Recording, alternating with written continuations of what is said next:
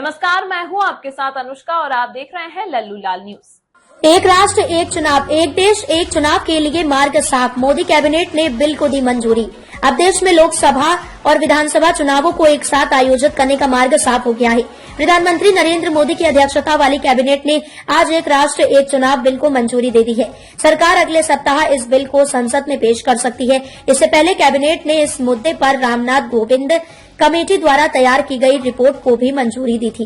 क्या अगले सप्ताह संसद में पेश हो सकता है बिल? मोदी सरकार अगले सप्ताह इस बिल को संसद में पेश कर सकती है। समाचार एजेंसी ANI के अनुसार मोदी कैबिनेट ने इस बिल को मंजूरी दी है और इसके लिए सर्वसम्मति बनाने की कोशिश की जाएगी। सरकार इसे एक संयुक्त संसदीय समिति JPC के पास भेज सकती है ताकि बिल पर गहन चर्चा की जा सके। इस बिल का उद्देश्य लोकसभा और विधानसभा चुनावों को एक साथ ही आयोजित करना है। साथ ही नगरीय निकाय और पंचायत चुनावों को भी 100 दिनों के अंदर एक साथ आयोजित किया जाएगा। एक राष्ट्र एक चुनाव के फायदे। सरकार का कहना है कि यदि चुनाव एक साथ आयोजित किए जाते हैं तो इससे समय और पैसे की बचत होगी, प्रशासनिक व्यवस्था भी बेहतर होगी और सुरक्षा बलों को किसी तरह की परेशानी नहीं होगी।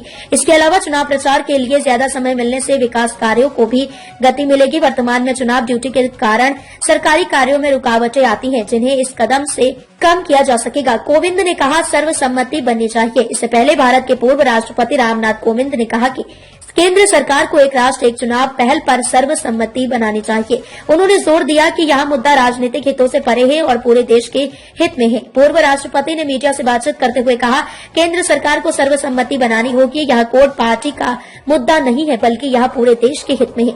यह एक बड़ा परिवर्तन लाएगा और यह मेरी नहीं बल्कि अर्थशास्त्रियों की राय है, जो मानते हैं कि इसके लागू होने के बाद देश का GDP 1 से 1.5% बढ़ सकता है। आपको बता दें कि ये सिफारिशें रामनाथ कोविंद की अध्यक्षता में बनी एक उच्च स्तरीय समिति की रिपोर्ट में दी गई थी। कैबिनेट द्वारा मंजूरी मिलने के बाद प्रधानमंत्री नरेंद्र मोदी ने इस निर्णय की सराहना की और इसे भारत की लोकतंत्र को बढ़ावा देने की दिशा में एक महत्वपूर्ण कदम बताया है।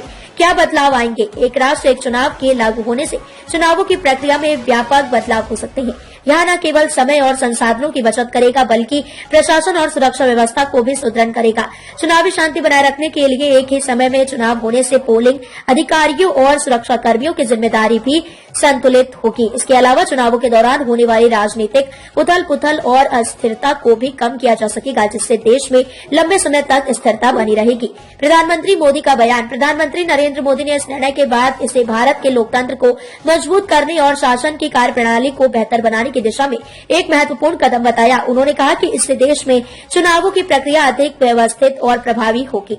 अब ये देखना दिलचस्प होगा कि संसद में इस बिल को लेकर किस प्रकार की चर्चा होती है और राजनीतिक दलों के बीच इसे लेकर क्या प्रतिक्रिया होती है।